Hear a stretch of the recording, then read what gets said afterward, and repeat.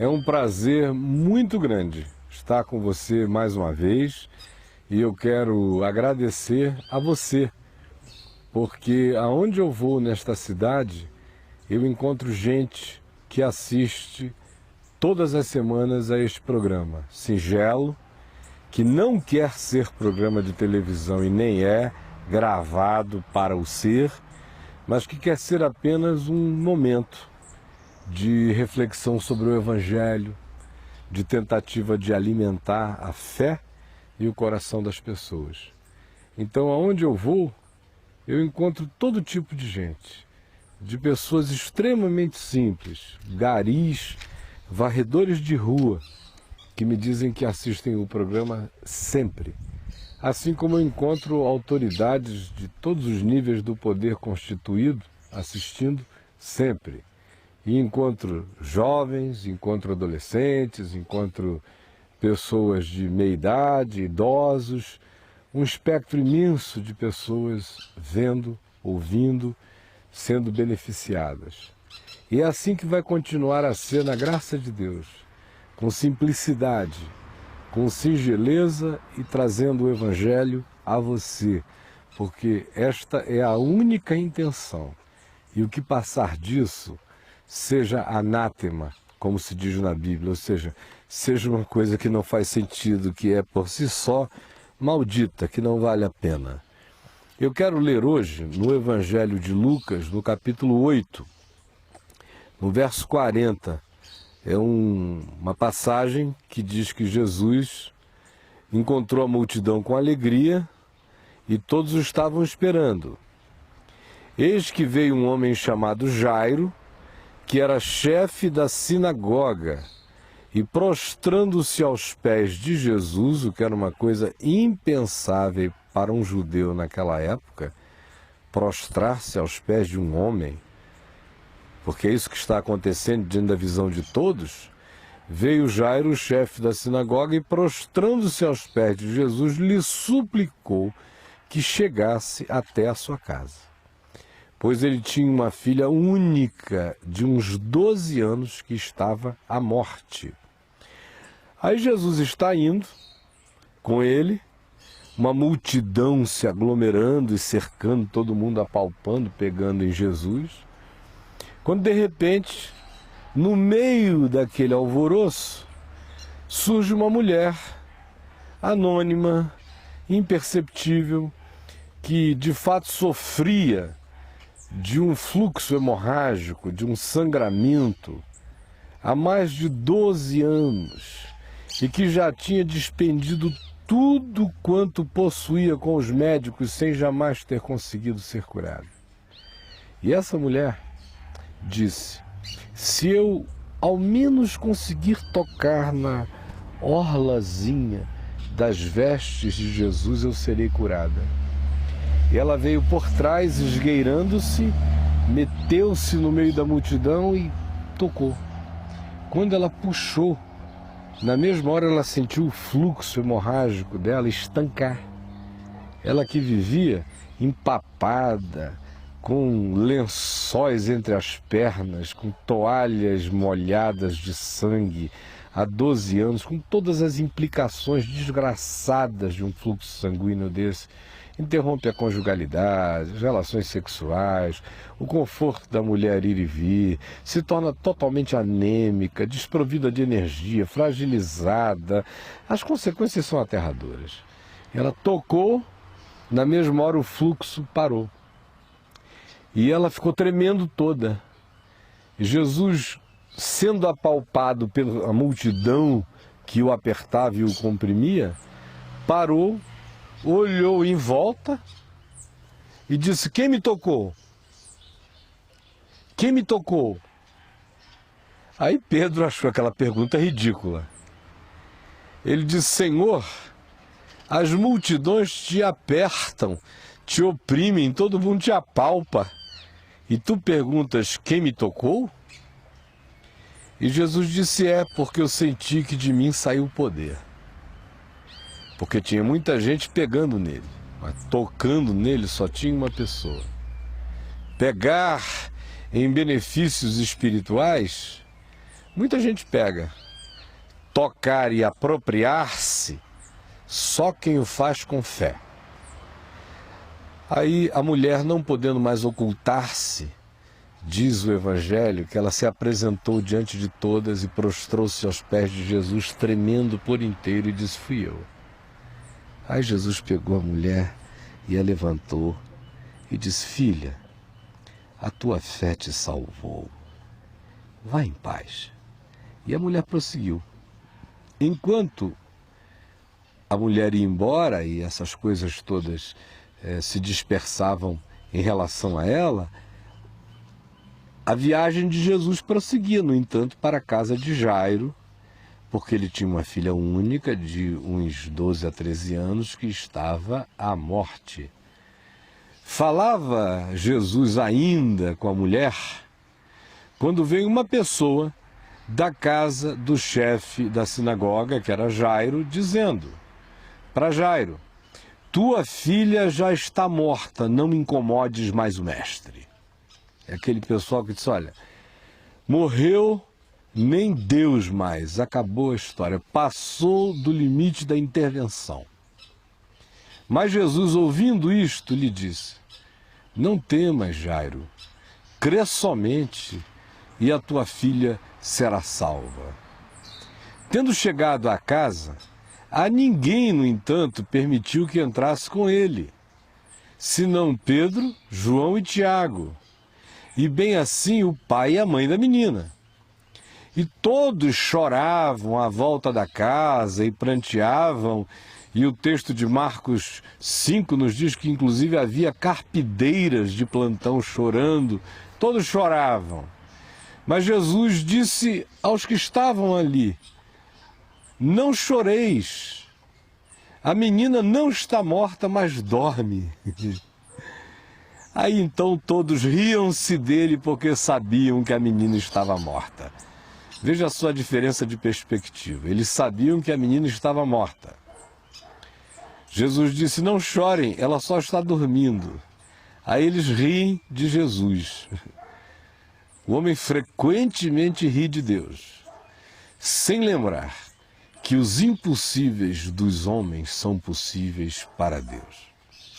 Entretanto, Jesus, tomando a menina pela mão, disse-lhe em voz alta: menina, levanta-te. E tomando ela pela mão, a ergueu, e voltou-lhe o espírito. E ela imediatamente se levantou, e Jesus mandou que lhe dessem de comer. Seus pais ficaram maravilhados, mas ele lhes advertiu que a ninguém contassem o que havia acontecido. Deixa eu sentar de novo, né? Interessante. Eu poderia falar em qualquer das coisas que foram lidas e milhares de coisas acerca de cada uma delas, porque a riqueza de ensino espiritual é extraordinária. Mas hoje eu quero me ater apenas a um aspecto das milhares de implicações do que aqui está dito e revelado, com consequências práticas para a vida. O que é então aquilo no que eu quero me ater agora, eu quero falar com você? O interessante é que Jesus entra na casa de Jairo, a menina estava morta, o diagnóstico era correto. Jesus, no entanto, não deu a mínima para o fato da menina estar morta, porque ele é a ressurreição e a vida. E aí para ele não tem ninguém morto. Tem gente morta para mim, mas para Jesus só tem gente dormindo. Enquanto Deus não diz morreu, ninguém morreu nem morto. Mas quando Deus diz morreu, aí, meu amigo, ninguém fica vivo nem vivo. Mas enquanto Jesus não disser acabou, não tem nada acabado. Quando ele disser acabou, por mais que esteja em pé, já não é. Então ele entra na casa e diz: não chorem, ela não está morta, só está dormindo. Mas as pessoas resolvem ficar com os seus próprios diagnósticos e aí gargalham na cara de Deus. E só não perdem a chance do milagre por uma razão simples. É que Jesus estava decidido a fazer o que veio a fazer. E ele estava decidido por razões que somente a ele pertencem, mas também estava decidido por razões verificáveis. Porque Jairo, o pai da menina, e a mãe da garota creram. O homem era o chefe da sinagoga.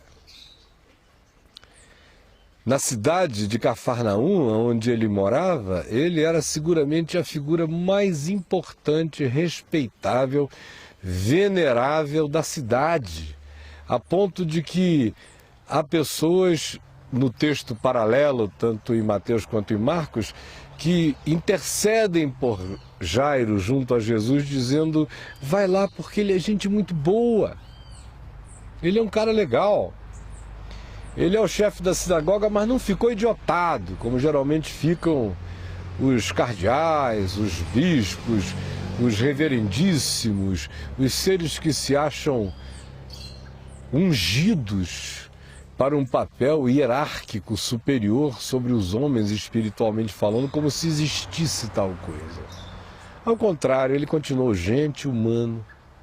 Mais do que isso, ele corre o risco de ser apedrejado, de ser tratado pelos judeus como herege.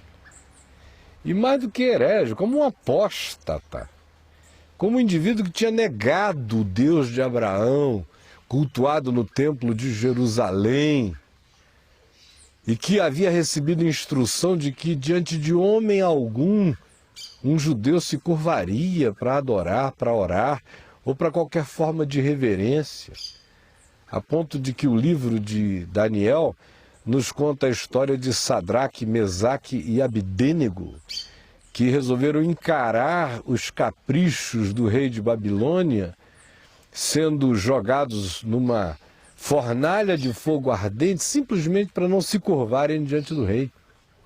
Era esse o clima, era esse o espírito, como continua a ser até hoje.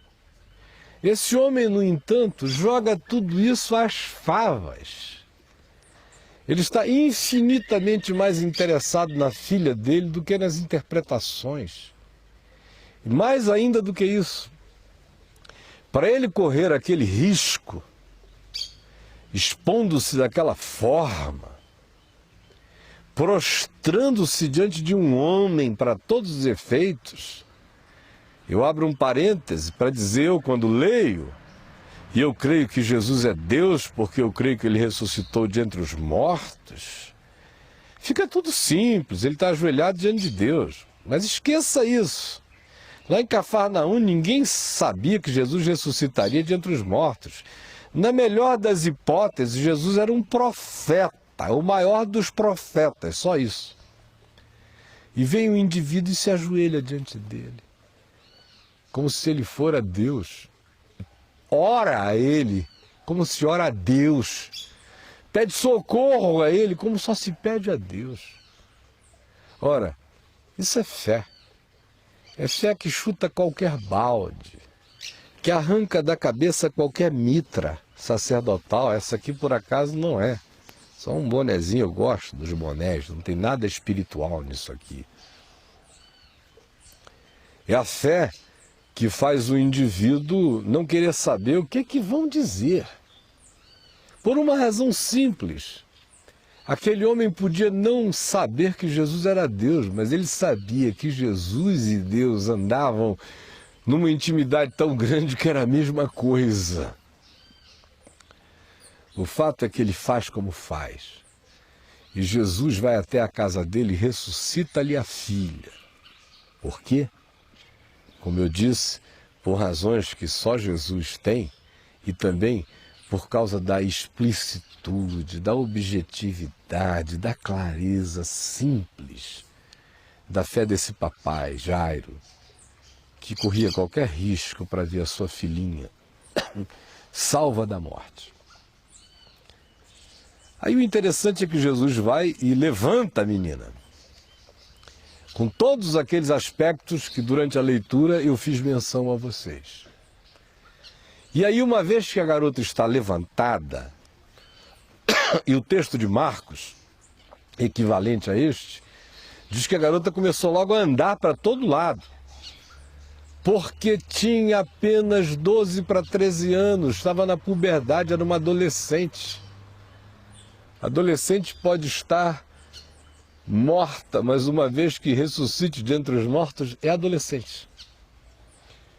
Brinca como adolescente, tem pulsões de adolescente, movimentos de adolescente, euforias de adolescente, tem tudo de adolescente. Esse é um aspecto interessante, é o respeito que o Evangelho tem pelo fato que cada idade tem suas marcas e tem as suas características. Agora, o que eu quero dizer não é isto. O que eu quero dizer é que Jesus, que ressuscita os mortos, manda dar de comer a quem ele ressuscitou. Não é interessante? A maioria das pessoas iria pensar o seguinte: se fosse um escritor de natureza extremamente miraculosa, desse tipo que superabunda nos meios religiosos cristãos, em todos os lugares, mas nesse país é um carnaval de milagreiros. Se fosse um desses a escrever essa narrativa, ele simplesmente iria falsificá-la por inteiro e dizer que uma vez que Jesus ressuscitou a menina, tão grande foi o poder que durante os próximos 3 anos a garota nem alimentar-se precisou. Ela simplesmente de manhã ia para a porta de sua casa ou da sinagoga de Cafarnaum, abria a boca e levantava as mãos para os céus e comia luz e não precisava de mais nada, porque um dia ela havia sido ressuscitada por Jesus. Você já viu esse tipo de exagero em algum lugar? A história da religião está cheia dessa maluquice. É por isso que eu não quero nada com fanfarrices religiosas e tudo com a simplicidade do Evangelho. Porque aqui no Evangelho, aquele que ressuscita mortos manda dar de comer. Ou seja, a intervenção da graça especial, miraculosa, sobrenatural, absolutamente divina na sua manifestação, na sua cristalinidade, de um lado, não prescinde de todos os cuidados humanos, físicos, com a saúde, com o bem-estar psicológico, com a continuidade da vida, com a qualidade do alimento, com o tipo de existência que a gente vive. Entre milhões de coisas, esta é uma das que muito me fascinam acerca de Jesus. É o realismo dele. É o fato de que ele não brinca com Deus em nada, que ele não tenta Deus em coisa alguma. Milagres são graças divinas que, quando chegam como milagres perceptíveis, a gente celebra com alegria, mas a gente não fica com a ilusão de que eles acontecem todo dia. Todo dia é dia de trabalhar. Todo dia é dia de se esforçar. Todo dia é dia de fazermos o melhor. Todo dia é dia de comer. Todo dia é dia de se alimentar. Todo dia é dia de pensar que o corpo é frágil. Todo dia é dia de não tentar a Deus, de não pular do pináculo do templo, de não ficar pensando de que porque Deus me abençoou, eu agora vou tirar férias. Todo dia é dia de equilibrar a superabundante graça que vem de modo especial de Deus com o cotidiano, que é feito de graça, graça de saúde, de esforço, de trabalho, de comida, de inteligência, de diligência, de perseverança, de tudo quanto compete a nós fazer, por uma razão simples. É verdade que se o Senhor não edificar a casa, em vão trabalham os que edificam. É verdade que se o Senhor não guardar a cidade, em vão vigia a sentinela. Mas também é verdade que o Senhor não guarda a casa do pai de família negligente que deixa porta, janela aberta e convite a ladrão. É também verdade que sentinelas desatentas ou pessoas que negligenciam o mínimo de cuidado com a segurança vão ser assaltadas por uma razão simples. O Senhor abençoa aquele que tem fé para crer na bênção de Deus e tem fé para fazer a sua parte na vida. A fé que crê no Deus que ressuscita mortos e que pede socorro e diz: ressuscita minha filha, é a mesma que recebe o mandamento para dar de comer à criança ressuscitada. Por que eu estou falando isso com você? Chega junto, fica aqui. Estou falando isso com você é porque eu encontro todo dia gente que acha que a fé em Jesus é mágica, que Jesus é o Chris Angel, fazendo truquezinhos. E essas pessoas são alimentadas nessa mentira por milhares e milhares de pregadores de engano, fantasia e ilusão. Conclusão: o indivíduo vai, aposta tudo, se arrebenta todo, perde a fé e fica cínico e depois não quer saber de mais nada. O Evangelho de Jesus é exatamente como eu estou anunciando a você. Você entendeu? Aí você diz: poxa, você é presunçoso. Está dizendo que o Evangelho é exatamente como você está anunciando. Olhe bem para mim. Você acha que se eu acreditasse, se eu tivesse alguma dúvida acerca do fato de que isto aqui que eu estou anunciando, como eu anuncio, não fosse o Evangelho, eu estaria aqui? Eu passei dessa há muito tempo. Aliás, eu nunca estive nessa. Eu fui pregar na televisão com 18 anos de idade, e desde então nunca mais parei. E cobri este país inteiro com milhares de mensagens que abençoaram milhões de pessoas. Em outros países no mundo inteiro, não é porque eu estivesse com vontade de aparecer, não, nunca quis. Nunca procurei nada, nunca fui atrás de nada. Se você me vir em algum lugar é porque me deram, ou me convidaram, ou me chamaram. Eu não sou tatu e nem topeira, e nem tenho vocação para nenhum tipo de manifestação narcisista. Não preciso me ver em lugar nenhum. Eu estou aqui por uma única razão: olhe bem para mim. Eu creio até o talo em tudo que eu estou dizendo. Por isso eu repito, o Evangelho é assim como eu estou anunciando. E uma das verdades dele é esta: aquele que ressuscita os mortos manda você fazer a sua parte. Manda você ir à luta, manda você trabalhar, confiando, tendo fé, crendo na ressurreição, tomando posse da presença de Deus, mas fazendo o que lhe compete fazer. Do contrário, não fique se queixando e dizendo: ai, eu fui na corrente, eu fiz tudo que mandaram e não aconteceu nada. Ore e trabalhe, creia e haja, confie e faça a sua parte. É assim que é. O que não for assim é mentira.